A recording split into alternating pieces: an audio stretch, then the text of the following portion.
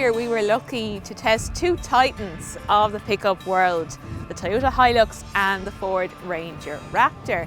This year we're completing the trilogy with this, the new Volkswagen Amarok. Now it's no secret that this shares a lot under the skin with the Ranger. They're built in the same factory, they've got the same engines, chassis, gearbox, etc. But VW positioned this as a little bit more premium, more like a posh pickup. So is it enough to tempt buyers away from the Ford Ranger and the Toyota Hilux? Well, that's what I want to find out in this video. I'm Caroline and this is the Carzone YouTube channel.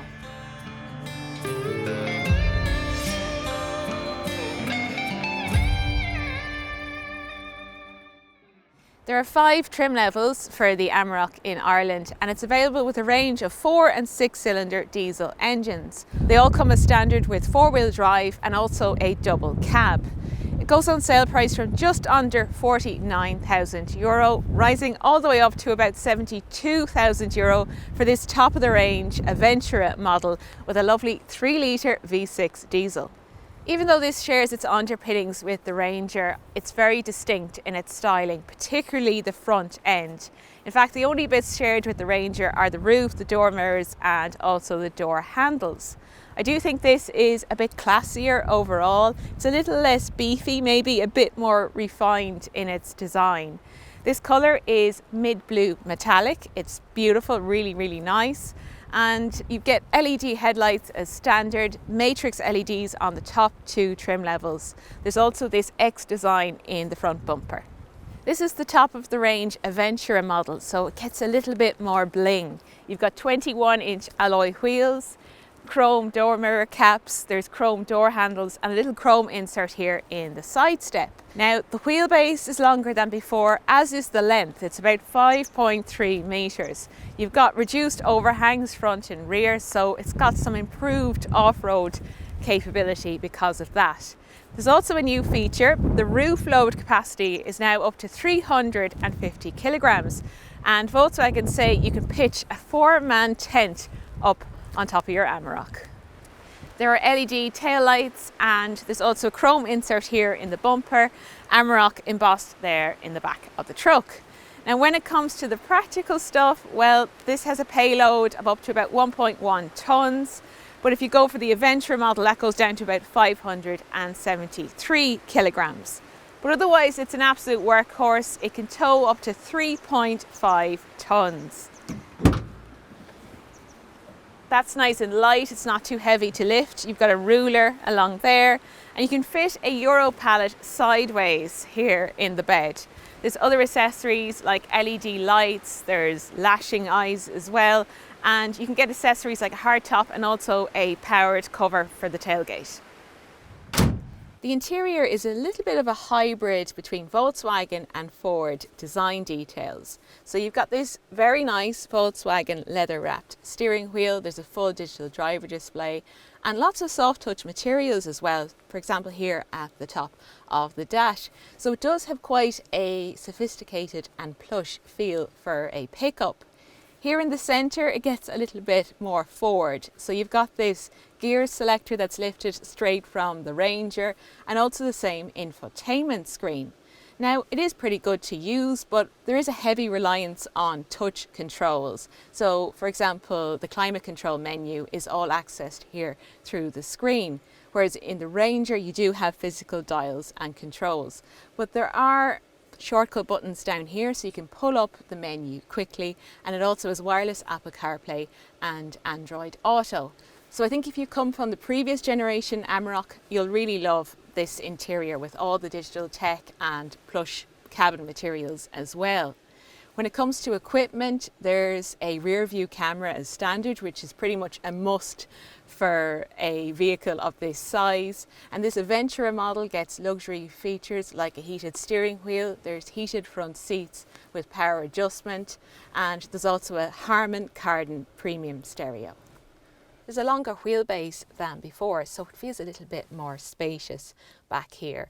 There's loads of headroom and legroom is pretty generous as well. When it comes to creature comforts, you've got an armrest with cup holders, there's a few power sockets, there's vents, and there's pockets here in the back of the seats and also down here. It's also finished very nicely, and you get this full leather upholstery in this Adventure model.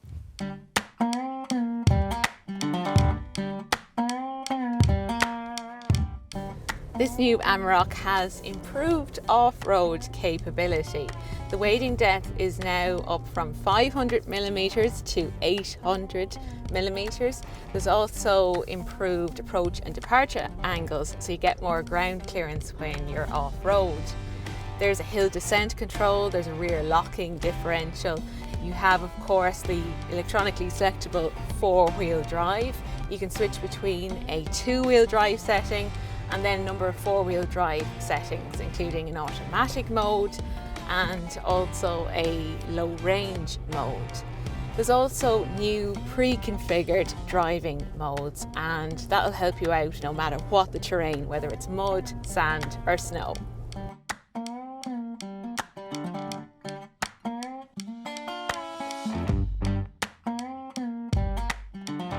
There's a range of 4 and 6 cylinder diesel engines. Displacement ranges from about 2 to 3 litres and power is from about 168 horsepower up to 240 horsepower. The entry-level diesel comes with a 6-speed manual, and then everything else is available with a 10-speed automatic gearbox, all from Ford.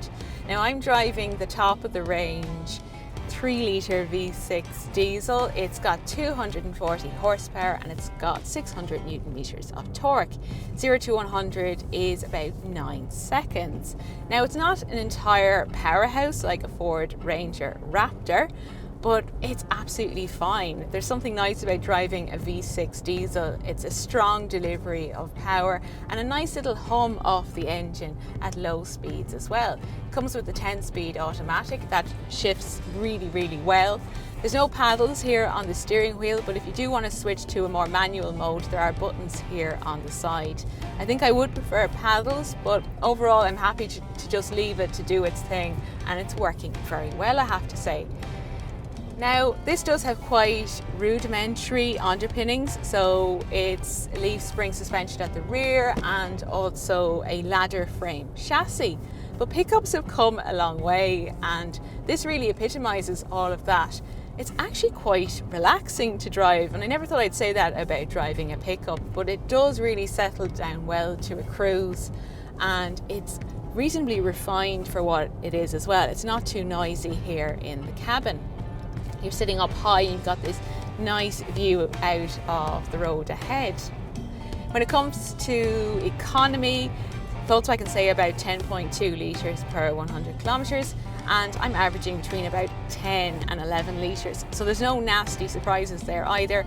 These are not the most fuel efficient vehicles in the world anyway, but I think this is doing pretty well, especially considering you have that extra little bit of power, which is definitely nice to have, particularly if you're doing a lot of towing with your Amarok. The control and agility of the vehicle is very good. It's easy to keep in lane. This is on what Volkswagen call comfort suspension. The top 2 trim levels get that.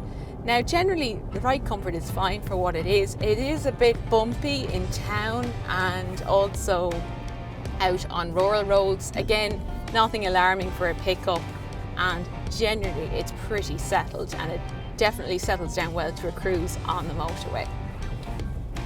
There's new driver assistance features as well, like lane assist, there's traffic sign recognition and adaptive cruise control as well, so it's well kitted out. It's definitely come on a lot since the previous generation of the Amarok. So overall it's a great pickup to drive, and I really like the power of this V6 diesel.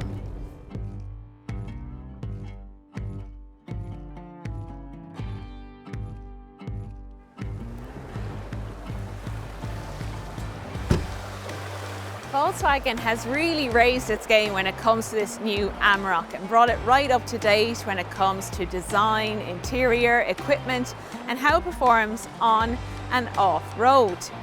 Now it does share a lot with the Ranger, but I think Volkswagen has done enough to make it a slightly classier and more refined choice overall. Remember, you can find more cars, commercial vehicles and pickups for sale on Carzone.ie, Ireland's trusted motoring marketplace. Please give this video a like and please hit the subscribe button if you haven't already done so. Thanks for watching and I'll see you soon.